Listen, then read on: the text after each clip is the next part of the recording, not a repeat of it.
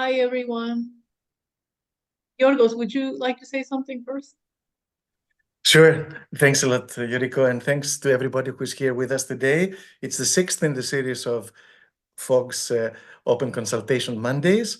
We have one at least every month, and we try to address timely topics. For this one, we have, and we try to have also follow up. We'll see at the end what we can do about this. But the topic we are dealing with today is leadership, and the substance or not, or lack thereof, of leadership in the time of social media and content.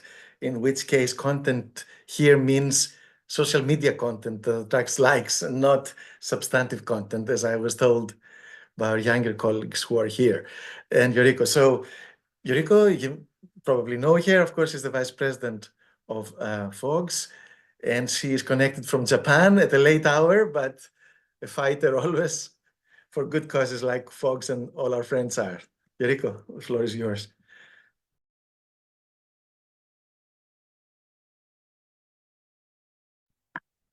Unmute, please. Sorry.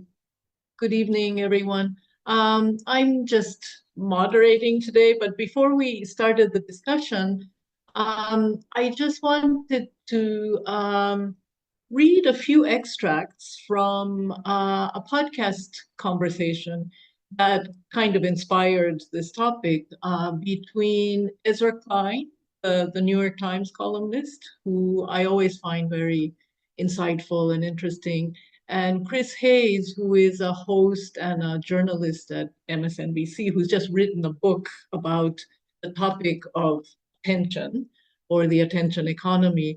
And what they mean by that is this phenomenon where people's attention has been converted into the most sought after and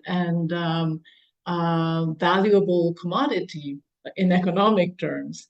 And their point is sort of that, this is happening today on a scale that is different and qualitatively and in terms of scale different from the past. And it's a conversation about that and the impact that that is having on culture in general and on political communication in particular, and how these days it is the populist right-wing leadership, and particularly Donald Trump and Elon Musk, who have really mastered the art of monopolizing that resource, attention, and the left, the progressive leadership is really bad at. And I wanted to, before we open the floor, to read you a few extracts from that conversation, because I think it is useful and quite, provocative. So even though the aggregate of attention is very valuable in market terms, our individual attention, second to second, is fractions of pennies. And that was exactly what it was like with labor. When Marxists would say that labor is a source of all value, they were right in the aggregate. Take away all the workers and the Industrial Revolution doesn't happen. But to the individual worker in the sweatshop, the little slice of labor that you're producing is both everything you have as a person and worth almost nothing in the market. And I think we have the same thing with attention, where it's really valuable, pooled, and aggregated. Each individual part of it that we contribute is essentially worthless, is pennies. And then subjectively to us, it's all we have. What Trump and Musk figured out is that what matters is the total attentional atmosphere. That is, that in some ways it's kind of a sucker's game to try to pop in and be like, I got an ad. Hey, do you like tax cuts? What do you like? All that is just going to whiz past people. The sort of attentional atmosphere, that's where the fight is. And that's what Musk's Twitter purchase ended up being, an enormous, almost Archimedean lever on the electorate. Generally, in politics, you want to get people's attention for the project of persuading them. What Trump figured out is that in the attention age, in this sort of war of all against all, that just getting attention matters more than whatever comes after it. And one way reliably to get people's attention is negative attention. You insult people, act outrageous. In terms of influence, negative attention is incredibly effective. You can just call it trolling politics. The idea of trolling and the reason that trolling exists is it's easier to get negative attention than positive attention. It creates a conundrum for the other side, which is, do you ignore them while they say horrible stuff, or do you engage them and give them what they want? And I think this kind of trolling politics, which was really Donald Trump's insight, is the most transformational part of politics now. The media management around Democrats involves so much risk aversion. The choice is negative attention or no attention. We take no attention every time. That is the wrong option. Sounds familiar. We do not live in an age in which we have a conception of the opposite of doom. We do not live in an age where we have a lot of conceptualizations of utopia. There are different ages where all sorts of different people are planning their utopias. Spiritual leaders, architects, political leaders. No one does that anymore. I mean, literally, no one does that. I can't think of a modern contemporary version of utopia. Maybe some version of the sort of Trump, I'll fix it personalist is the closest we get, a personalist vision of fixing everything. And the reason I think about this is I think it's probably really important to us in our collective public and individually to put our attention toward a vision of what we think something great would be. So I'll stop there and open it up for your ideas.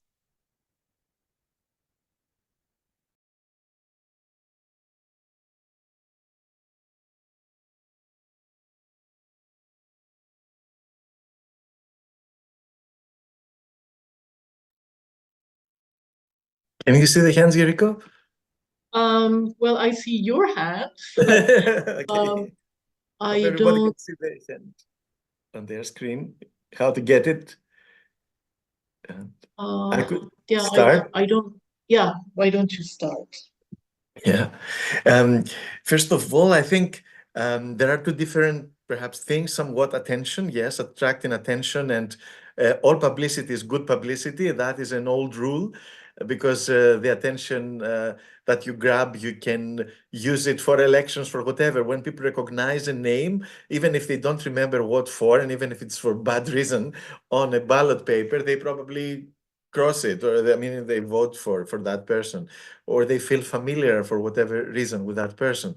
So the criteria for what you want a leader to do and how you select a leader are completely disjointed and disconnected.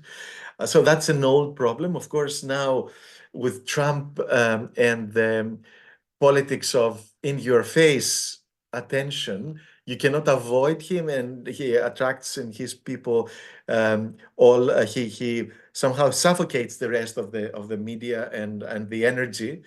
So you have to react to him, either love him or hate him, but deal with him all the time.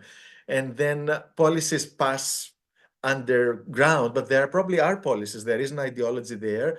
There are intentions, which are not necessarily good or all bad, whatever.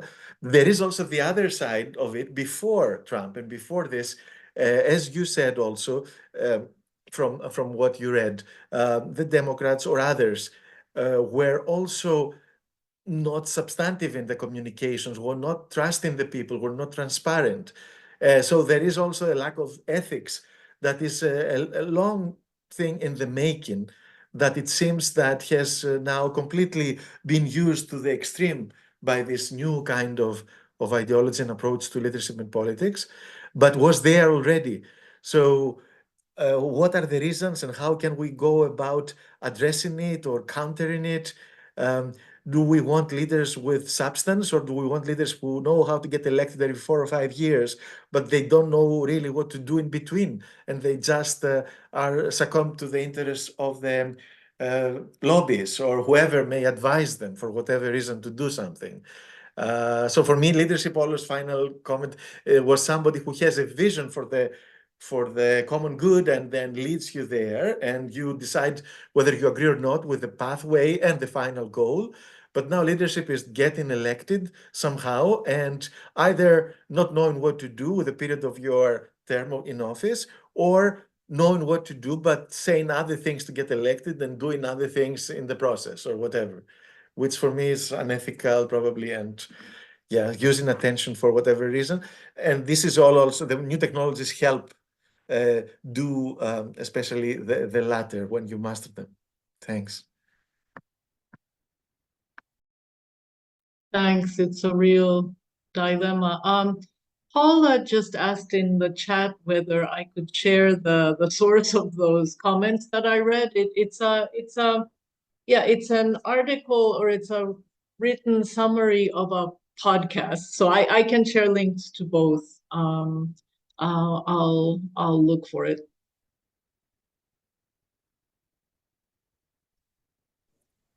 Thank you.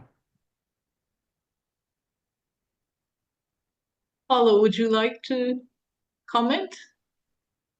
Not quite yet, thanks. I'm still trying to wrap my head around what's happening in my country. I'm in the southwestern part of the US, in a very small and blue town, very democratic, that is starting to shift to purple and possibly ultimately to red. And it's surprising to me to see the rapidity with which this shift is happening. And I think the comments about, well, I don't know yet. I'm mind boggled and pretty much speechless. We're trying to figure out how to be effective locally in a little town of 8,000 people that is invisible at the national level. And so unless we find a way to use social media to make little itty bitty Taos, New Mexico visible, our voices count only at a very micro level. So that's where I'm speaking from at this moment in time. Thanks. Okay.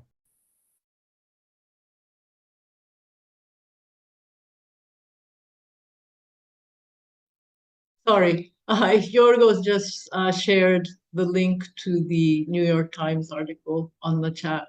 So, And Nadine, another one. I don't know if it's the same. Could be the same. Yeah, I think it it's the must same. be yeah. Great. Yeah. Good old Ezra Klein. I hadn't seen that one. Mhm. I also just got the book written by Chris Hayes. I started reading it. It's really interesting as well.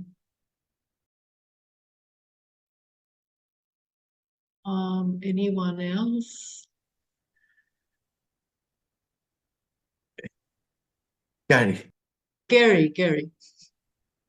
Yeah, let me just say a couple things about this. So this is in a way the way the brain works. So we're attention seeking creatures. So Trump is addicted, Musk is addicted to getting attention. And it attracts, and it's contagious. However, it does have the possibility of a counterbalance.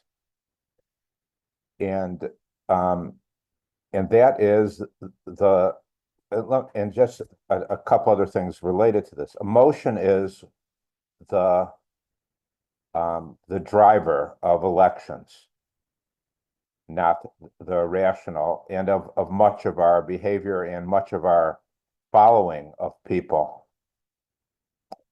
And likewise, what we want out of that is something strong. I'm talking we generally as mammals and as humans.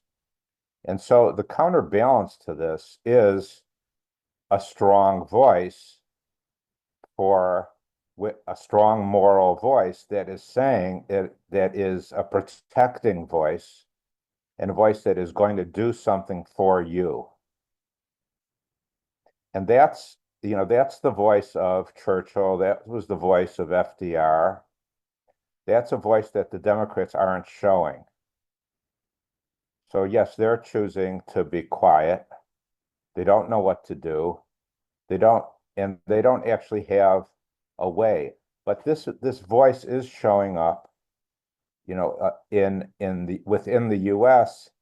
in the context of Steve Schmidt and Rick Wilson and Jim Stewartson. There's a lot of very strong voices. Trudeau is such a voice, and Zelensky is such a voice. And so we're able to respect and follow a powerful, committed, positive voice too, in an emotional way.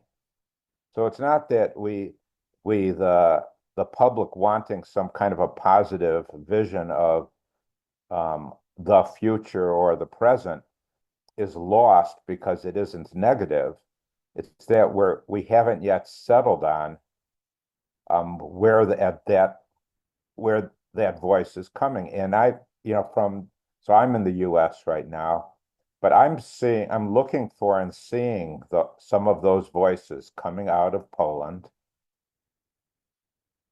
and possibly Germany, I don't know. We need these voices coming out of Europe and out of the US that are determined and strong, that are pushing back on the garbage. Because what in these guys, as mentioned, Trump and Musk, they display a lot of character traits simultaneously. And one of them is bully, simply bully. And the way to deal with bully is confrontation of the bully. And saying no and disputing it, whether it be physically or emotionally or mentally, in a way defeating it on some or controlling it on some ground. So, I'm looking to European and American voices. Unfortunately, the UN is not showing up with this voice. That would be terrific if that could happen as well. But there's this determination in the voice and a strength and an emotion. It doesn't have to be a hate emotion. It can be a direct, confident emotion that catches the bully for what their garbage is. So I don't say that. So yes, we're in a competition. We're always in a competition for attention, from high school to forever. But that attention can be gotten in the positive way as well. That's all. I'm beginning to repeat myself. We haven't lost the game. We haven't created the counter voices and the new voices. And, I just want to add that what we do and what we don't do, what we should do and shouldn't do, we're not stating that. I mean, the basic premises of human rights and the UN Charter, and you don't attack a neighbor. You don't attack another country. We don't do that anymore. People can redeclare the norms. We can't say the norms have gone, the norms have been broken. We should redeclare the norms. You don't declare your neighbor, you don't invade a neighbor. And this is how norms are kept in part, by declaring that we don't do this anymore. And you're seeing the contagion. I don't know if you all have caught on to this, but Trump is saying Canada is not a real country. People need to say, sorry, Canada is a real country. Stop being a copycat from Putin or whatever it is. They need to be caught at what they're saying and unwound. So We need to, so who are the real positive voices now? Because they will get attention if it's clear who they are. And Zelensky is one. The cameras follow him. Thanks, Gary. I think you're right. I think, though, there is an issue of scale. I was actually looking before this discussion for these progressive ethical voices. And there are actually lists. If you Google them, here are the most important influencers on the other side. And really, when you look at their following, they're like in the hundreds of thousands, whereas, Trump, Elon Musk, tens of millions. So I think there is a challenge there of scale. Anyway, I have Jeffrey, Nadine, and Eva. Hi, yeah, this is Jeffrey Huffines with C4UN, Coalition for the UN We Need. My apologies, I'm yet another white male from America, I suppose, speaking. But I want to put this conversation in the geopolitical dynamic as well, which is to say, it's not just Trump and Elon Musk that is dominating the discourse. Let's keep in mind that Vladimir Putin and President Xi in China also have a very significant role to play in shaping the global discourse of competing narratives and misinformation. And that, in point of fact, I think, as we all know, we're in, a new world of great power competition that is only heating up. Speaking about opinion pieces, there's a new opinion piece by Franklin Foer in The Atlantic called Putin Won. The Russian dictator has bent the world, including the United States, to his vision. So it is rather fascinating. On the one hand, as you mentioned, Donald Trump has a very personalist, intuitive, instinct-driven sort of politics where he lives in the moment. Everyone seems to agree that he really has no strategic goals in mind other than attention to self. And yet I would argue that Vladimir Putin is quite the opposite. His vision from the beginning has been quite strategic and ruthless in this regard. And it is rather amazing to me to see how effectively he has captured this administration to the point where, by any reasonable metric, Donald Trump has now turned U.S. foreign policy 180 degrees in such a way that, in point of fact, he's become the front man for Vladimir Putin. Yes, he is a bully, but all autocrats are bullies. He's punching down, and he's effectively, destroying, Ukraine in this regard. But when you look at it within the, long-term perspective of a geopolitical contest in the information space, from my point of view anyway, the United States and Donald Trump is being very effectively played by more powerful, well, if not more powerful, really not more powerful, because the United States is still driving the conversation. That's another element that I find fascinating, is that the global hegemon is driving this conversation, one could argue in a very negative sort of way. Neil Ferguson, the conservative historian, he characterized, the first month of Trump as being the New Deal in the mold of FDR, but the anti-New Deal, right? So, in a similar fashion, I would say, and I think everything that I've heard and, the emotional reaction of Europeans in the Munich conference was that they felt like, oh my God, when they listened to J.D. Vance and his speech, they were like, they never felt so shaken since the Berlin Wall, the fall of the Berlin Wall. Well, this is, let's say the opposite of the fall of the Berlin Wall. So what I see happening in a geopolitical and historic sense is that, those of us who came of age and were so thrilled with the fall of the Berlin Wall and recognize it as a moment of the triumph of democracy into the long term, and indeed one could argue for the next 25 years that was indeed the case, we're seeing opposite forces now taking place, whereby democracy is no longer in the ascendancy, but indeed it's autocracy. And so some strategists, geopolitical strategists, they look at what Trump is doing and say, well, actually, maybe he's not a complete idiot, because why are these peace talks taking place in Saudi Arabia? Well, one could argue he's setting Saudi Arabia up and the prince up to take leadership of cleaning up the Middle East, and cleaning up Gaza Strip. So it's just rather interesting to see how everything is indeed turning on its head in a way. And yet one could argue some of these tectonic shifts are way overdue.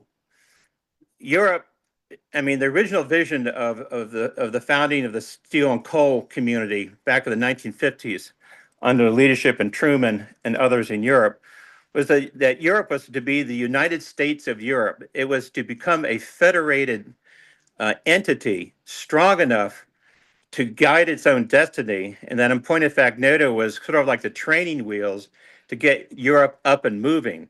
Well, 80 years later, Europeans have finally gotten the message, but it's unfortunate. It seems like the only way we get these messages is through negative consequences. But I just hope that we don't return to the killing fields of World War I and World War II, as our forebears did, in order to get our act together. Thanks.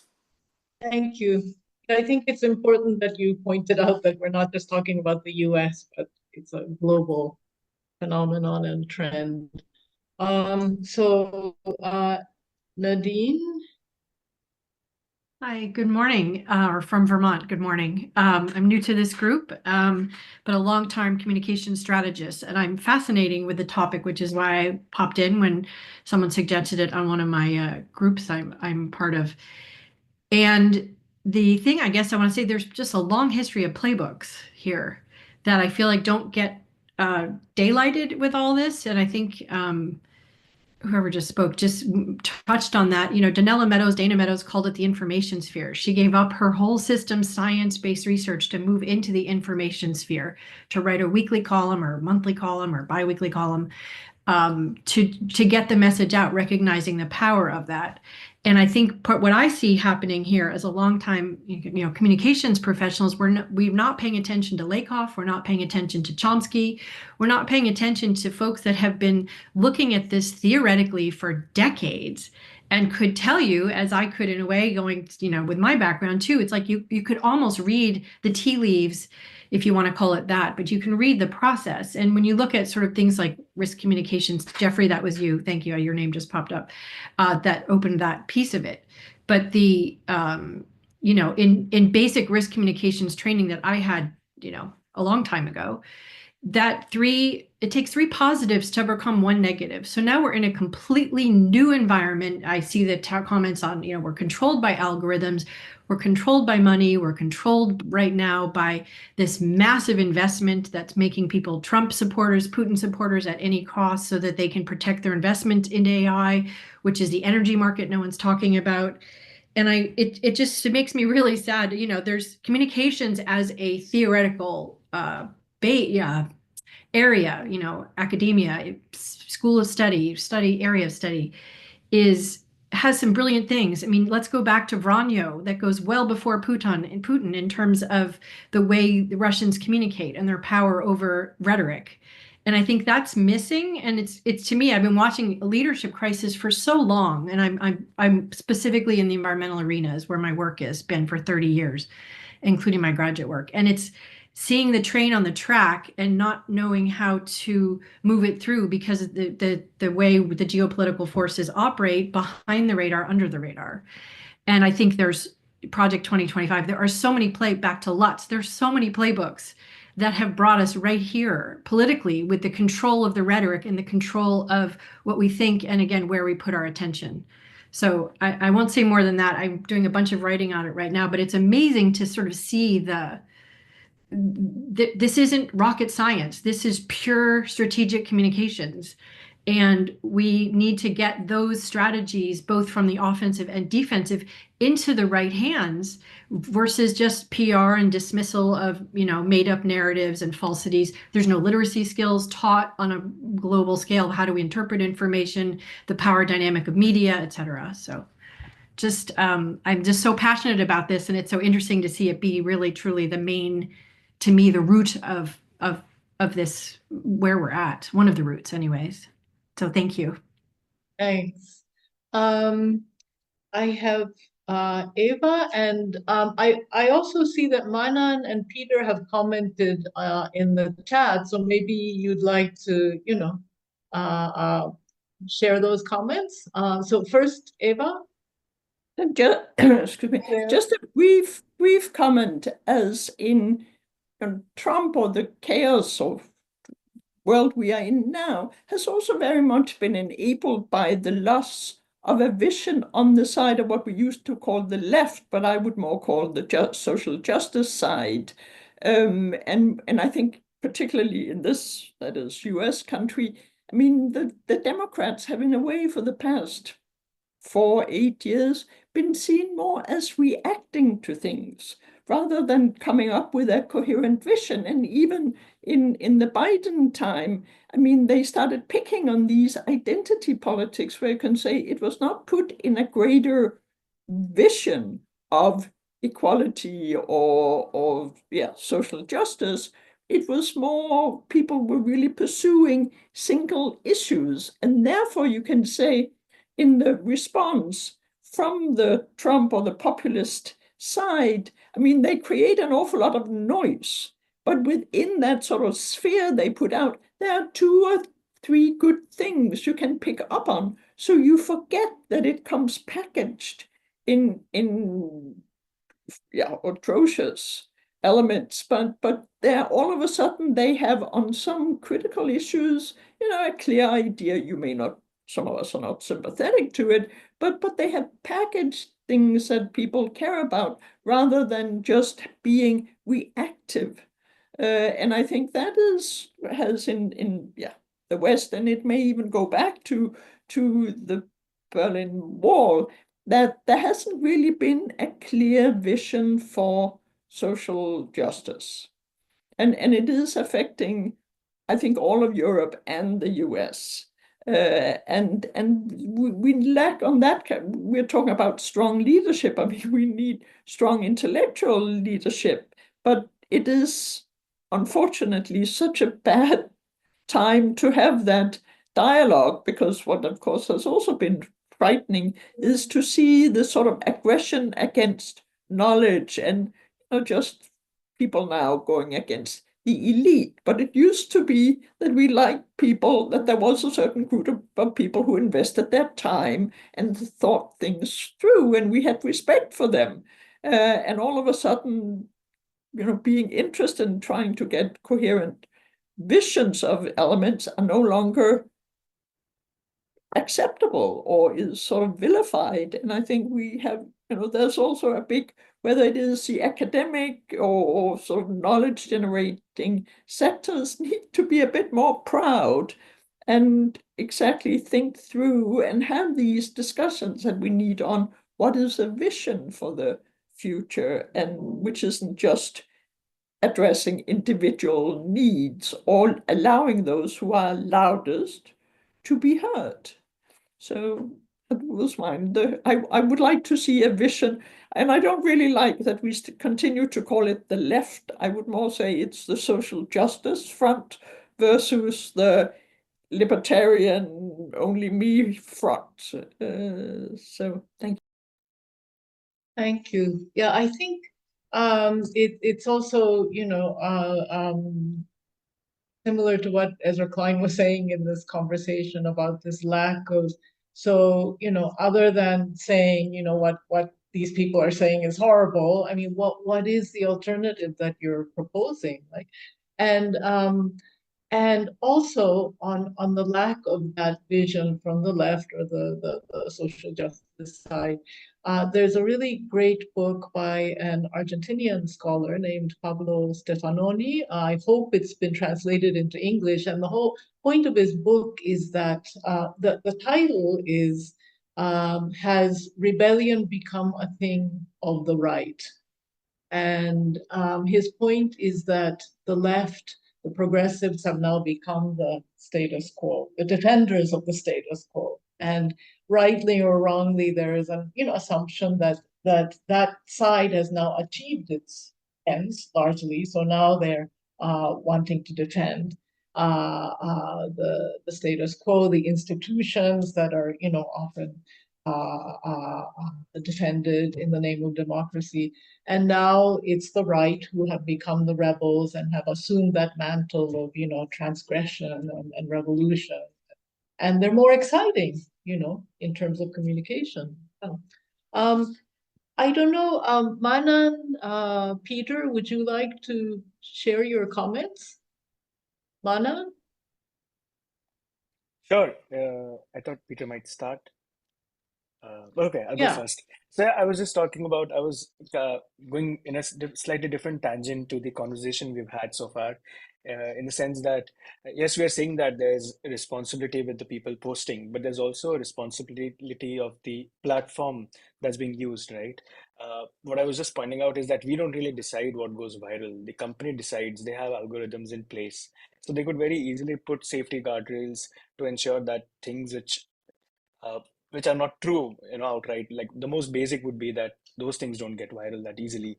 But of course, we know it works conversely.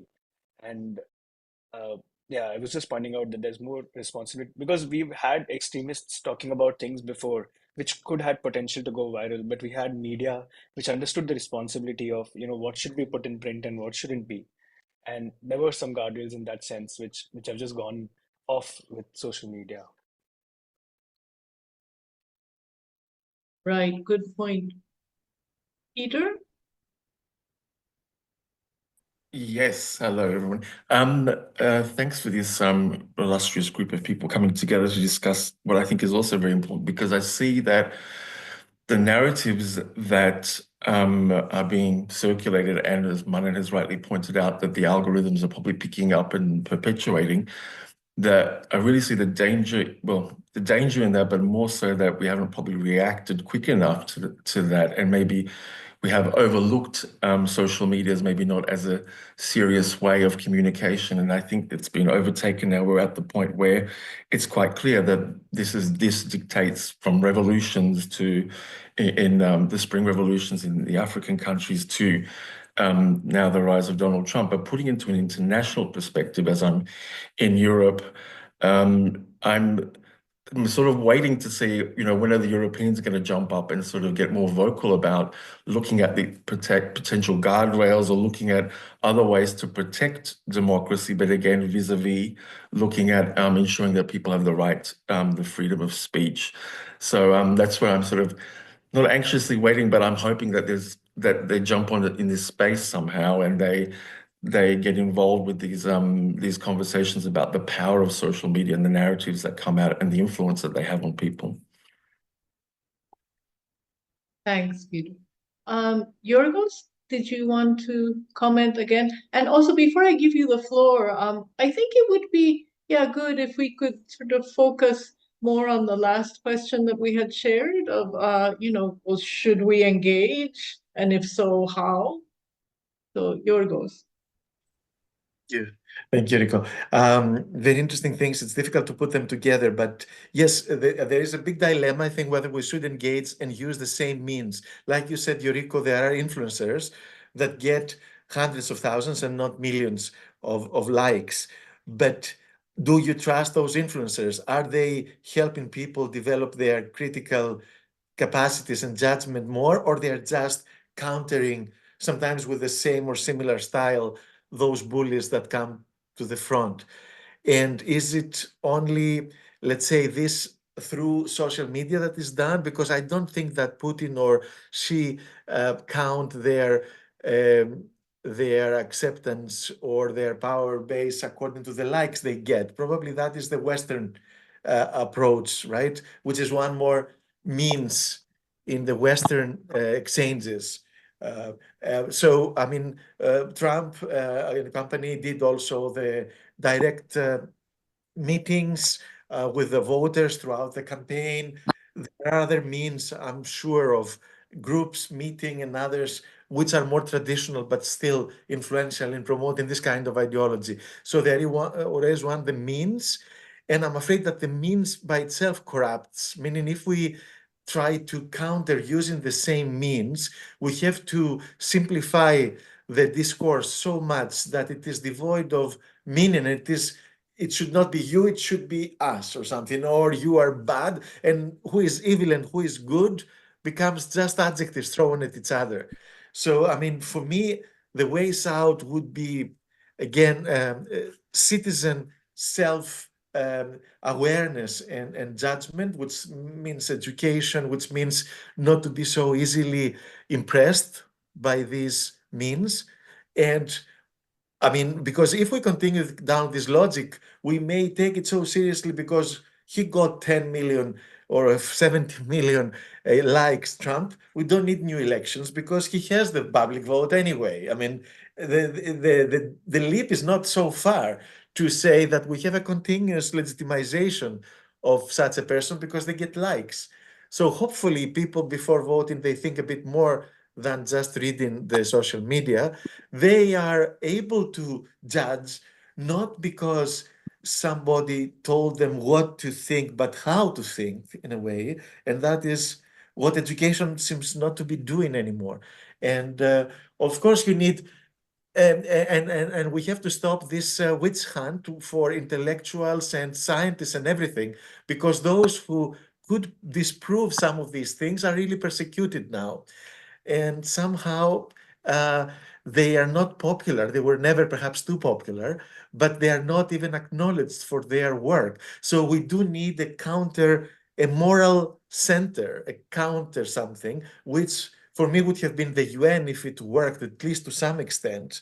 And in each country, its own institutions and authoritative people, etc., to push back not only through these means, but through education and through speaking in communities and all this. And for the global level, the middle powers, as we say, more reasonable than the three that were mentioned before, superpowers, powers that cannot claim to be the hegemonic, but they still have the means and some kind of culture, like Japan, like Brazil, South Africa, Germany, Europe. But don't expect too much from Europe yet, I think, because also it's a problem, I think, when you counter Trump, but you don't provide a way out for peace in Ukraine. For me, it's also a problem.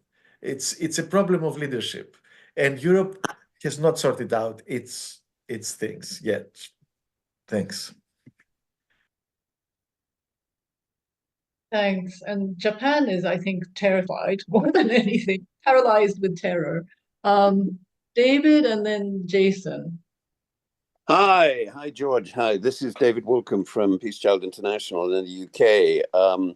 Fascinated to join this conversation. And yes, should we engage? Of course, we need to engage. And what has been uniquely depressing is looking at websites like that of the UN Foundation and the UN itself that seems to be just poddling on with business as usual. This is not business as usual.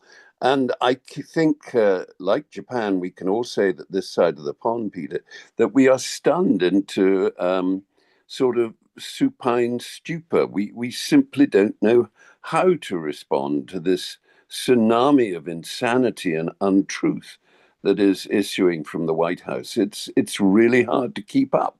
And it's particularly difficult when there is so much untruth.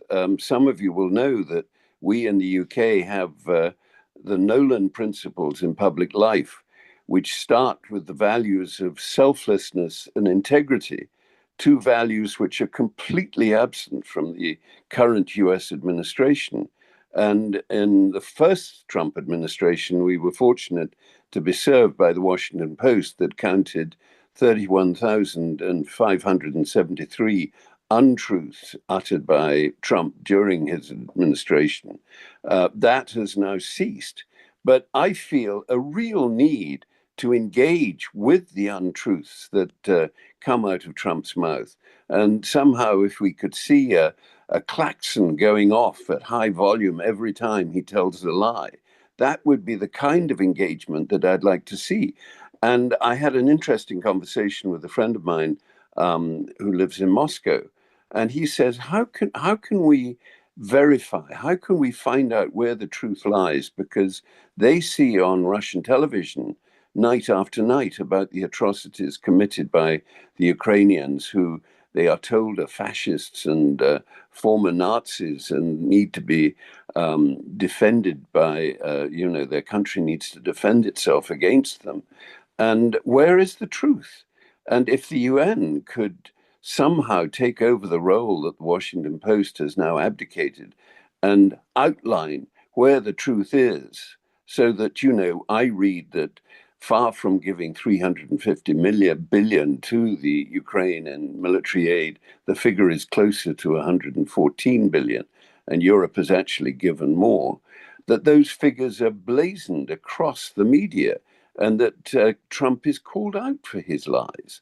That's the kind of engagement that the young people that I work with want to know. Where is the truth? Where are the values we should be espousing? And surely truth needs to be at the foundation of all of that. And truth is what we've lost. So that's where I think we should start our engagement. But our engagement needs to start now and at really high volume, because the media is just swamped with Trump news at the moment, which is embarrassing and, disruptive to our world and the major issues that we and our colleagues in the United Nations are really trying to tackle, like nuclear disarmament, climate emergency, pollution, etc. We need to get back to those issues of human survival, of planetary survival, that should be at the top of our priority list. Thank you. Lovely to see you all. Thank you. Jason. Yeah. Hi. I'm Jason. I am with Fogs. Some of you hopefully know me as the host and producer of the Global Citizen podcast, which is the podcast that we produce and distribute with Fogs. I just wanted to actually I want to touch on a lot of things because this conversation has been extremely interesting so far, but I'll keep it as short as possible to not monopolize anyone's time. I wanted to start with what Giorgio said before about sensationalism and reaction, let's say, as the only way to communicate effectively.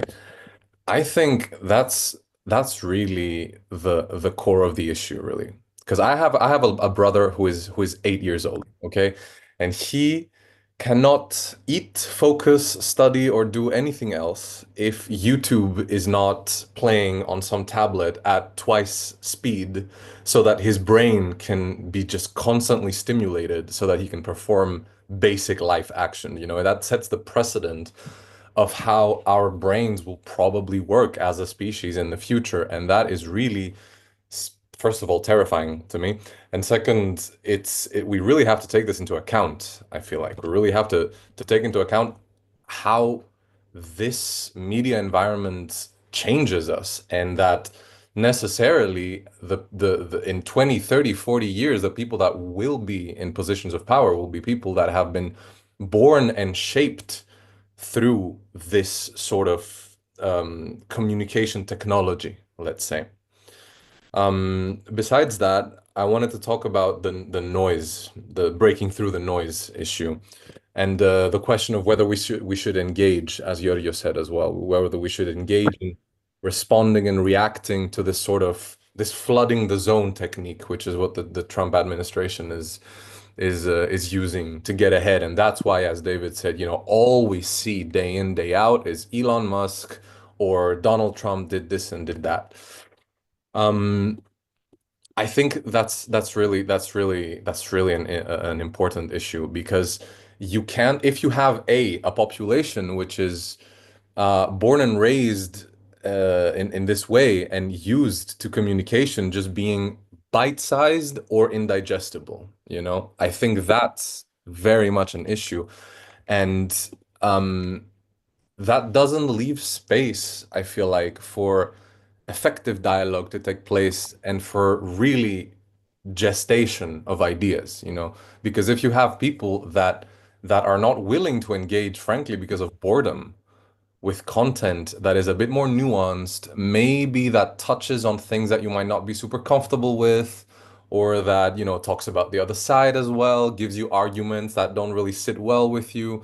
You know, if you're 24/7 scrolling and the algorithm chooses things that just make you feel good inside and cozy and yeah, I agree with this, I agree with that, I find this funny, blah, blah, blah, then we're just slowly losing the ability to engage with each other in meaningful ways. And yeah, sometimes, most of the time, I feel like democratic discourse is and can be and should be a bit uncomfortable, you know, because you really have to take everyone into account, even if you don't see even remotely how you could agree with this or that person, you know.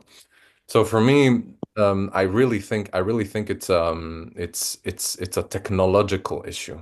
It's an issue of the spaces themselves, you know, and I find it frankly outrageous that these things are still allowed to be privately owned, and that might be a bit of an extreme position to take. But if you think about it, these are not like, you know, it's not like I wake up and you wake up and you see this cool app that's called Facebook and we decide to interact or not. It's kind of an unwritten rule that you have to be on there, you know, no matter what you do, from politics to music to your personal art project. It's all social media. It's all social media, and it's all about learning the art and the craft of breaking through the noise.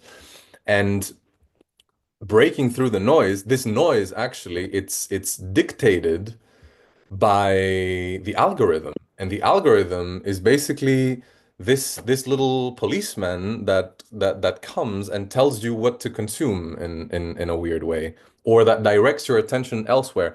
And the fact that these algorithms and the way that these systems work are controlled 100% by people with very clear financial interests that align with political lines a lot of the time, I think we should be talking about it as a global crisis, as a crisis of the species. You know, it's a fundamental change in the way we communicate with each other. And I don't know, why not have a world online communication organization? You know, the way we organize other aspects of global human life, you know, like the WHO or the UN. I feel like we're way past the point of needing to prove to ourselves that, yeah, maybe this shouldn't be an issue or an area of human activity that should be left to literally a handful of billionaires, you know? Thanks. I think you're absolutely right. And since you mentioned podcasts, and it's not only because we work on podcasts together, but I think podcasts are a method within, you know, among all the stuff that exists on the internet that isn't just, you know, momentary leaps, Yeah. but, you know, these are, you know, conversations that take anywhere from, you know, half an hour to, you know, I mean, this guy, Joe Rogan, who is the most popular podcaster or, you know, internet personality, you know, in the universe, Yeah. has 3 hour conversations with, I don't know, an astrophysicist or whatever. I mean, he's a right-wing character now, but you know, it's not only political propaganda. I mean, you know, he's a guy who seems genuinely to be interested in people in different spheres, and there are, you know, people on the other side of the political spectrum, like, well, Ezra Klein is one of them, and he actually mentions in this conversation that it is a space that where, you know, doom is not, maybe the only one where doom is not the predominant mood, but, you know, Yeah. curiosity reigns. And what he says is that, you know, the opposite of doom isn't necessarily hope, it's curiosity. it's curiosity about the world, about literature, about science, about beauty. So, you know, that's one path.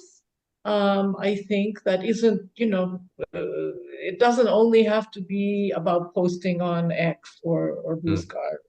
Yeah. And I think there can be content that is substantive and interesting. And I mean, that's what we're trying to do with the podcast. yeah, So. exactly. So, Yeah. and what you say about technology also, I think, is really important. You know, what I mean, the medium is the message. Technology is not neutral. You know, the Absolutely. technology that shapes culture in ways that, you know, you don't really know Yeah. when you've invented it. Okay, anyone else?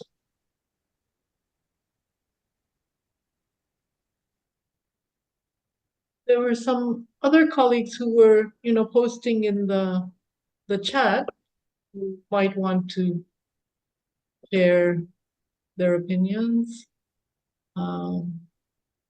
Was Madi Yusofi one of them? Would you like to share your comments? Yes, I will be interested. Can I? Go ahead. Go ahead. Uh-huh. Thank you very much for your conversation. It's good to hear different voices here, and it was good to listen to you and other colleagues. I tried to mention some points in chatting and writing there, but as you know, you mentioned about technology, about international relationship, powers, relationship based on power between different countries. For example, all of them are affected by international relationship right now. For example, you see the examples of Trump's administration or some others. For example, as I mentioned there, I think that lots of relations right now at the moment in international sphere are affected by power notion. And it means that if someone has more power, can decide for others what to do or what not to do. For example, you see the examples of Trump-Zelensky meeting. So it was one good example to show that right now the notions like democracy, like freedom, like cooperation, international cooperation, and lots of other notions, they are just some words to talk about. When we come into international sphere, when we come into international relationships between governments, between countries, there is nothing like that democracy right now. Where is democracy, for example? Where is international cooperation? You see the examples of Trump-Zelensky meeting. So what was working there? Just power. I am the man who order and you're going to listen to me. You cannot decide what to do because I'm the person who orders and the person who follow. And such notions show that right now democracy, freedom, I think that Trump's coming show a lot of realities to us. So Trump's coming was a good point to show that lots of notions that we are talking about, we are working on that. For example, the world powers, they have veto power. They can veto what other countries wanted to do that. What do they ask for? By just one veto. So what is the role? What is the notion behind that? What is the logic behind that? It's just power. If you have power, you can do what you want. If you do not have power, nothing. Look at the example of war in Palestine, between Palestine and Israel right now. Lots of countries, lots of people around the world coming into the streets and protest to stop the war, but the war continues. Yes, right now ceasefire, but the war continues as before. And lots of people around the world, lots of countries, lots of government leaders asking for a stop, but no, nothing. Just power. someone who has power, especially in today's world, someone who has control of AIs, the control of media, especially media technology, they can decide what others can do and what others should think. And as others, especially Jason offered some minutes ago, they are making us, unfortunately. They are making us, they are shaping for us what to think, and how to behave. Thank you very much. Thank you. I think it's very important what you're saying about, it's not just about communication. It really is about power, the power to impose what, your own agenda on others with less power. And, people like Trump and Elon Musk aren't just social media stars, they have real power. So, and geopolitics isn't very democratic. You're absolutely right there too. So, let's see. Anybody else? Oh, Carlos Batallas. Please. Yes, hello, thank you very much. No, I think that we are all under really shock of what's going on. But I think that the Trump and the so they are trying to set us back for 50 or 100 years and try to erase all the things that we have developed in terms of cooperation, in terms of how to live together and how to make things. And this is simply not possible. I mean, people now know how to live together, how to make things together, and it's very difficult to go back to the forest, to go back to the wilderness.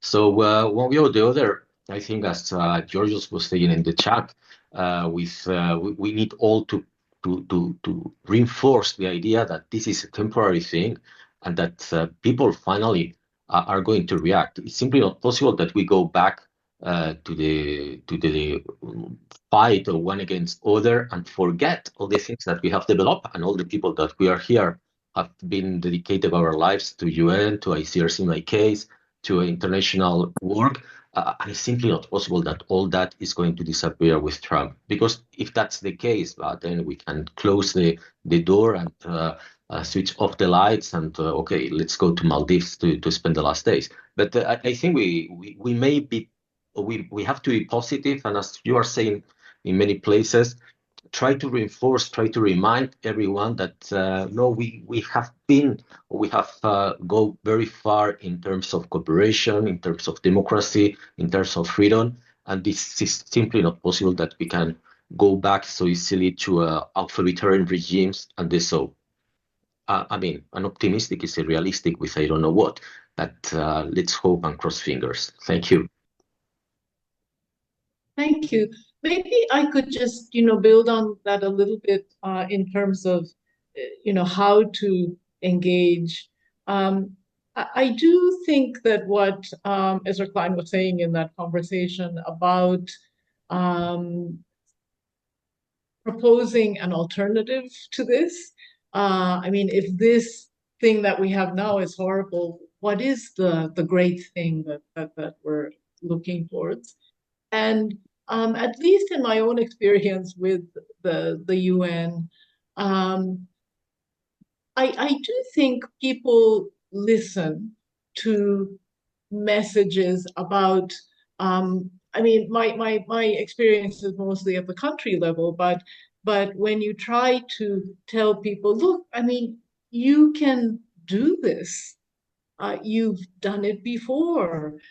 This country has done, great things in terms of, I don't know, in terms of building democracy against great odds. And you still have, a long ways to go, but you've accomplished this, you've accomplished that. We can do this. We can do this together. And to remind people of their own capacities, of their better angels. I mean, at least in my own experience, I think there is a disposition to listen to that kind of message. And I think that's where the UN also could do a lot more. I mean, so much of the discussion about the UN and multilateralism is about revolves around peace and security issues. But there's a lot that's been accomplished, I think, in other spheres, in economic and social development, even on environmental issues, that should be highlighted as evidence that we are capable as humanity, as countries, of doing good things, you know. Gary, again? Yeah, I really appreciate what you just said, Unico. Part of the message is what it is and has been going well and what hasn't been going well in an honest way. And one of the things that hasn't been going well is the way is money in politics and the propaganda. And I just want to revert to the conversation of a couple of people ago about power. So yeah, we can see in the room with Trump and Zelensky, or we can see in any local situation how power is influencing. But Trump is the president, as it were, because of an election that was arguably rigged. In fact, he even stated this himself on Friday. And it in many ways, it was very much influenced by lies about the economy, about immigration, and so on, and by the way money influenced it. There was a lot of distortion. So the right information and the right mess, and I mean, this is not an election that unfortunately can be redone, as they can sometimes be redone in other countries, but the power is still in the right information and the right messages coming through, because even in the position that he's in right now, he can be weakened by lack of support and by being pushed back on. And he changes his mind, and he shifts his positions, and he shifts what he does. We see this like on a daily basis. So there's a lot of power and influence still to be gotten. And on the day before election, people weren't happy in the U.S. With Democrats so much either. So that goes back to what you were saying, Unico. We have to be honest about what isn't right either. And so the new vision has to be the correction of some of the distortions of the information sphere and the distortions of the abuse of basically the corruption. So, just fighting against the corruption itself and talking about the corruption, which the Democrats really didn't do, with a rare exception, are part of the ways towards something that I think would be of value in like clearing things up and leading to something that is more universally better world. Young people, I think, want to see truth and morality and a more of a togetherness. I don't think they're coming from the hate. So just a few partially connected thoughts are where the power can still be in the right messaging, which we don't have yet. Thanks, Gary. Helen, I think, had some thoughts in the chat about how to harness art and creativity, counteract the destruction. Sorry, my camera's not working today, but my microphone is. Yeah, I see it working all the time at the local level, that people are able to harness creative projects and embed news on social media, and various locally influential platforms about those projects that can generate a different kind of politics, and that can even sometimes intervene in the broader undemocratic narratives that we're hearing. But the problem of scaling up, I think it's really difficult, and it's one that I don't have any answers for, because it seems to me that in order to really find an influential voice on social media that goes beyond your few followers, or that reaches a very broad platform, you really need the resources and the staff to be posting and reposting, and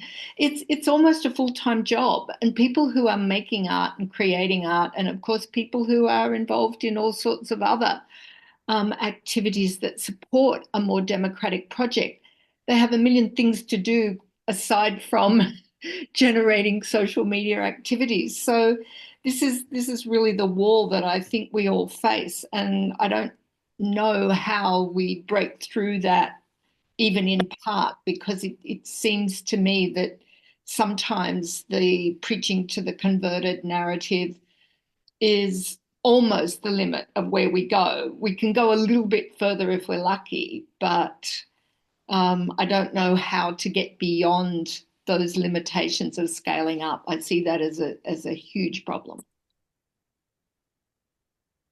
Thanks. Yeah, I think that is a big challenge, especially when, from the other side, the Trumps and the Musks. I mean, just the sheer volume and scale of what they're doing is so overwhelming.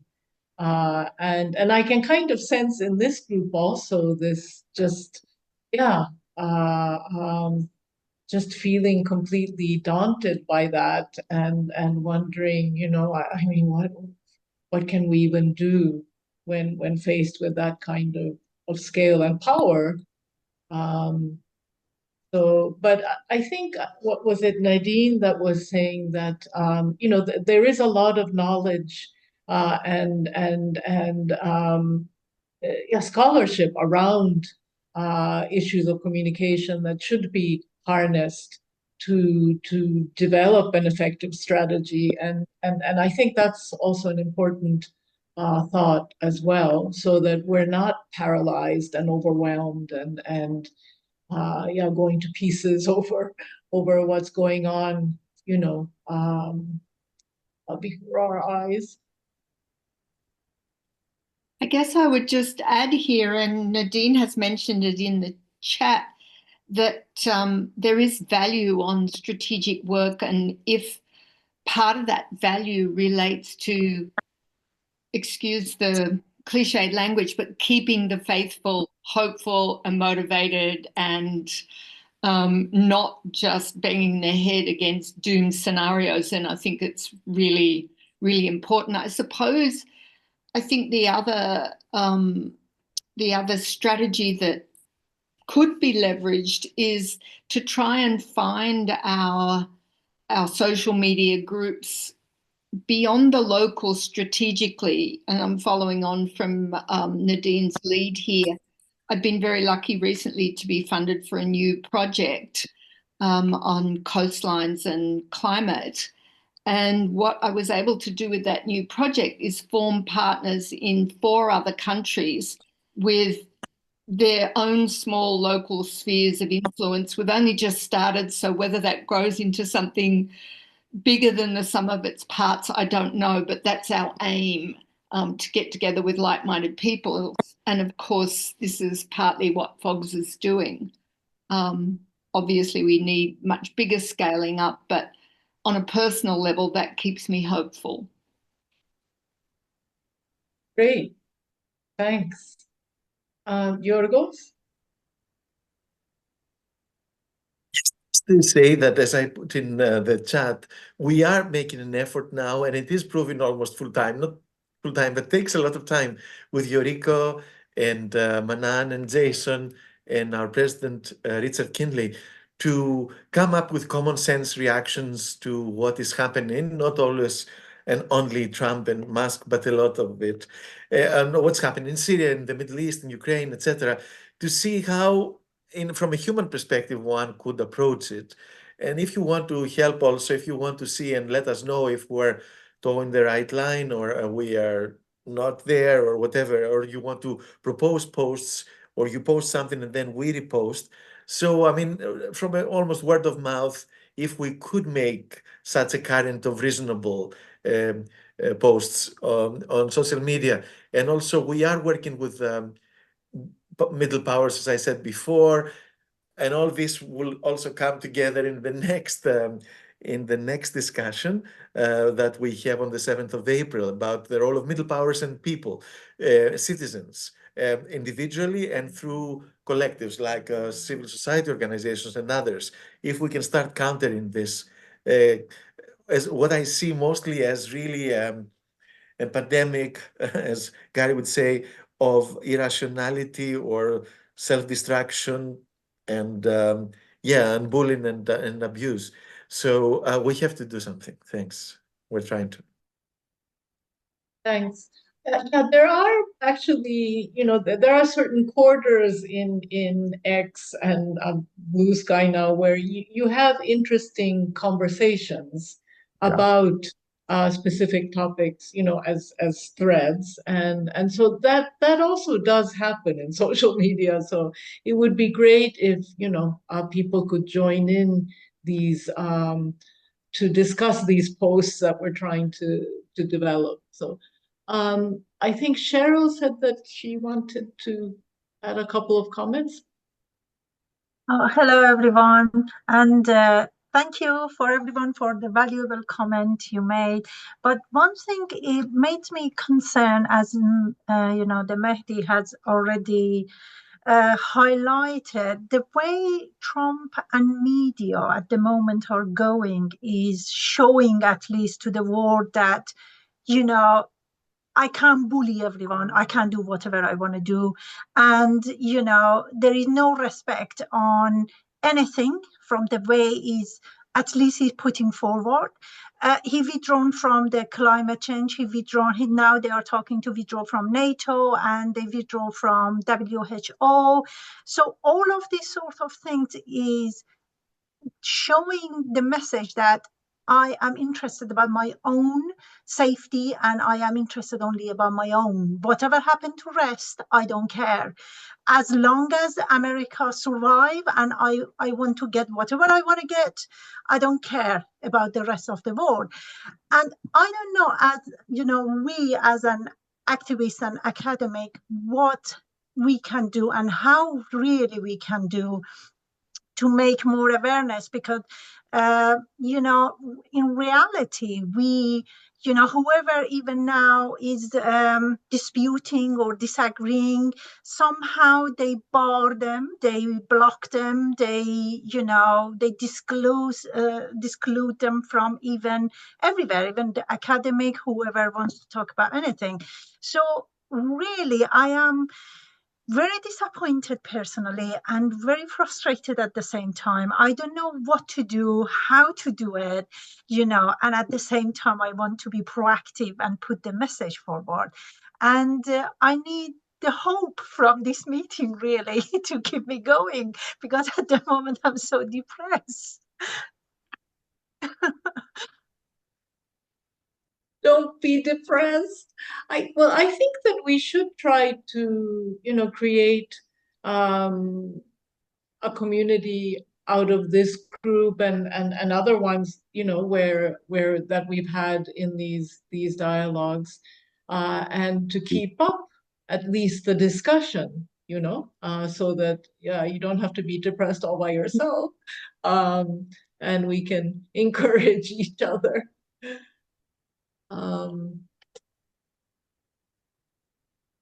I think, do we need to be wrapping up pretty soon, Yorgos? Right? Indeed, we have another 5 minutes if we want to use it. Okay. I think Wolfgang. Pape wants to say something. And Okay, Gary? Yeah. Am I yes, on? go ahead. Thank you very much indeed. As a European, I'm working now to explain to people that the nation as such, which is still a problem in most of our, even the wars right now. And as a European, we overcome the sovereignty of the nation and relativize the nation by pooling sovereignty. And I think this is an idea which should go up to the global level as well. Look at the United Nations, starting with the words, we the peoples, not we the nations.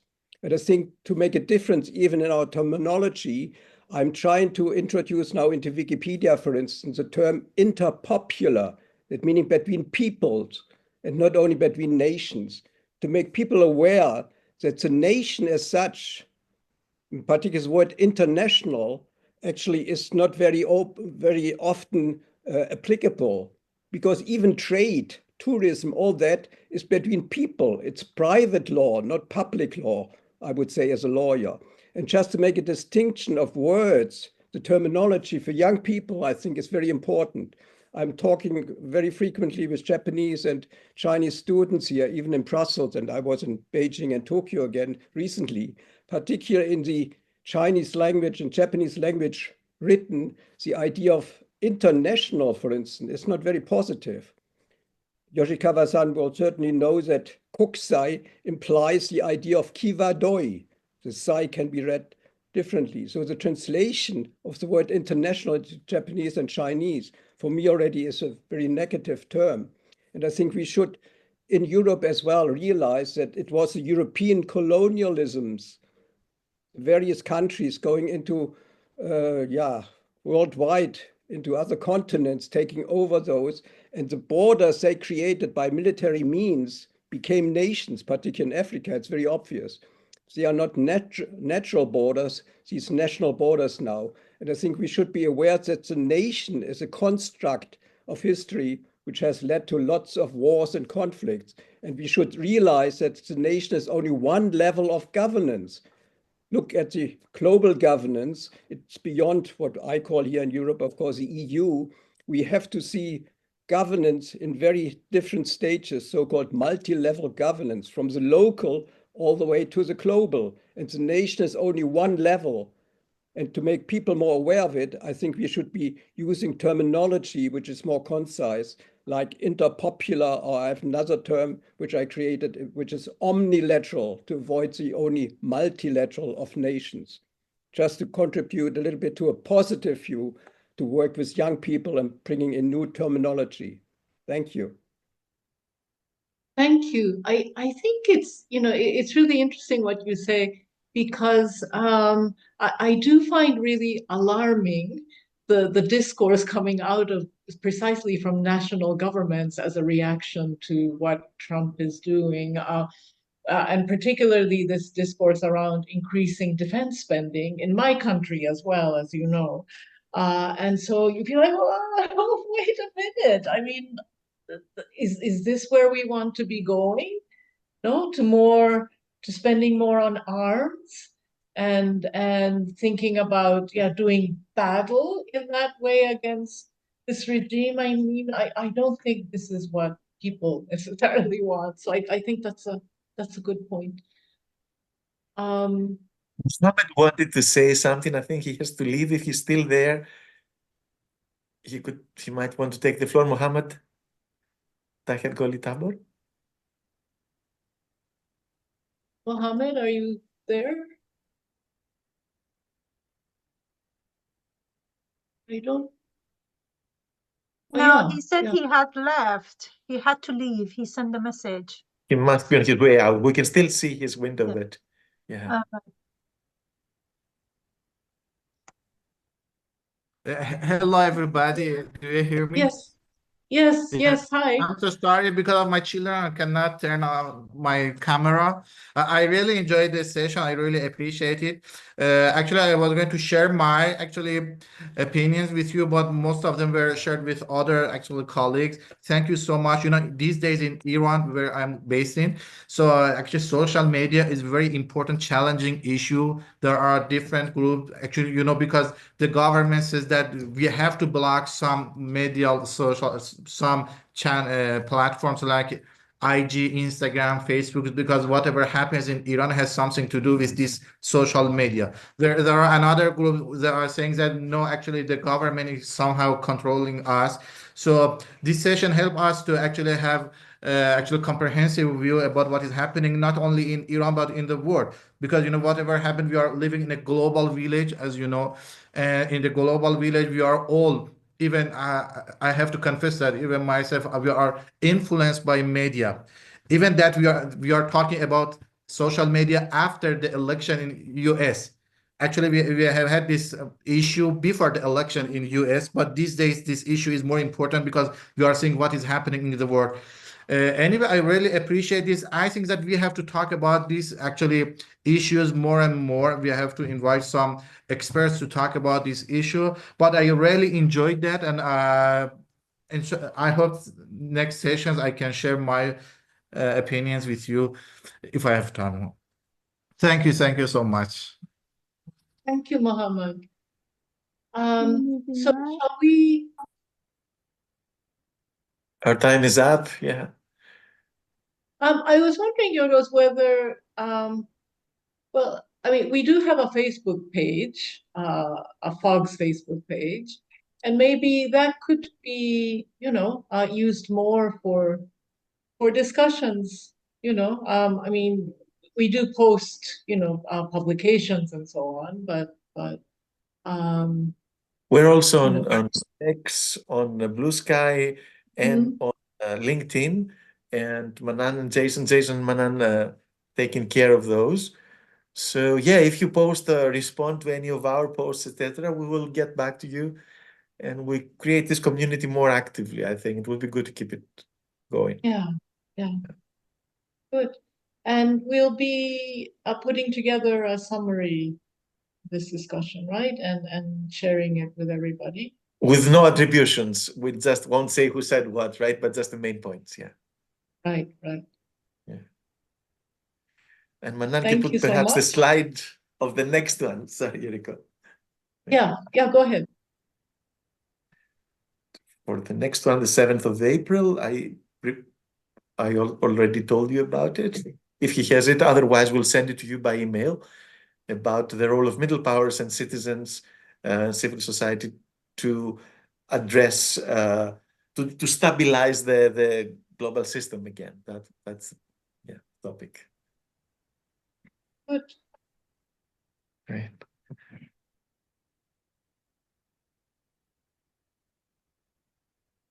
Thanks. Thank you, Yuriko. Thanks, everybody. Thanks, everyone, and hope you can all join this one as well. Thank you, everyone.